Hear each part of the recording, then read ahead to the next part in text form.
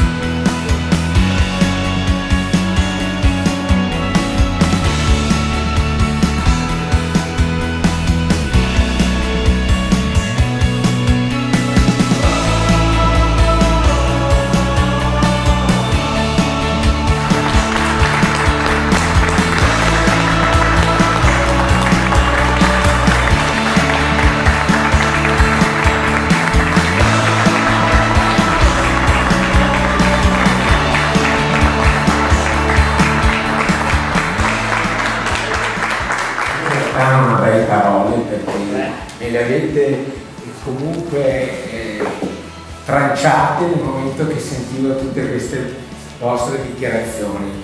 Io intanto volevo ringraziarvi veramente di cuore per quanto vi avete detto, da non solo l'autorevolezza che vi compete, ma anche un senso di responsabilità enorme, grandissimo, che io ho portato sulle spalle in questi 5 anni, che continuerò a portare, ma senza mai abbassare la guardia, sempre ricordando quei voti e quelle espressioni che mi furono date nel 2015, ma che oggi sono state rinnovate.